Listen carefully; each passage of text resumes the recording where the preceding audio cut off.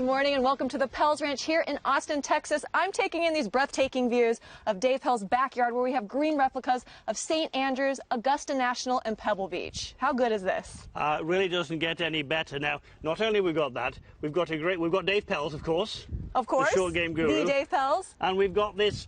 What is this, Dave? What have you put here? This is my ivy wall. Balls cannot go through it. And I want to show our viewers a very important aspect of wedge play, knowing how quickly your ball launches up. If this is a hedge on the golf course or a small tree or a bush, and I've got a very simple wedge shot to a pin behind it, what club do I hit? Do I have to open it up? I need to know, if I'm going to be a good wedge player, my launch angles of every wedge in my bag. Let's go and have a look. We've got 3 balls teed up for you here. Okay, placed. Just as an example, this is about 6'5". That's about my height, and I use it because that's my reference. If I go about 12 to 15 feet away, I'm going to know that my 60-degree wedge will clear that with a nice bit of space. I'm not worried. Okay, now I can't see the target, which is a bit of a problem, but okay, I'm just going to aim at a certain part of the wall, and I'm just going to hit a 60-degree wedge as if nothing were there. It does not bother me at all because my subconscious, I've calibrated. I know because I did this a lot of times. If I'm out on a golf course, look at that shaft. I've got the face parallel to the ground, and the shaft shows the loft angle, which is well above the ivy wall. So, unless I thin it, I should have no problem here.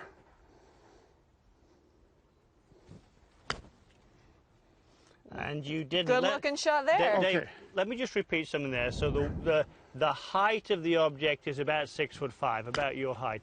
The distance from the object to you was again how much? It was 5 steps, 15 feet. About 15 feet. So that's your calibration. That's my calibration. Right. Now for you, I would suggest that you walk some distance, find out where you're get something your height or your height, Blair. Okay. Get it out there, walk away from it, and get comfortable first with your 60. Great way to practice. I know that I can clear it. Okay, that's my reference. Now, I've got a set of wedges, of course, different bounces, different lofts, and I want to show you what a 56 does with the same shot. Whoops, wait a minute, a little angle. Now I'm behind the wall. This is a 56-degree loft wedge. All right, good shot there. Okay, no problem, but I'm pulling the shots a little bit because I can't see where I'm going. Now I want to show you a 52-degree loft wedge. Now we've hit half the shots in this show with a 52-degree wedge. It's a great wedge. But if you hit it over this wall,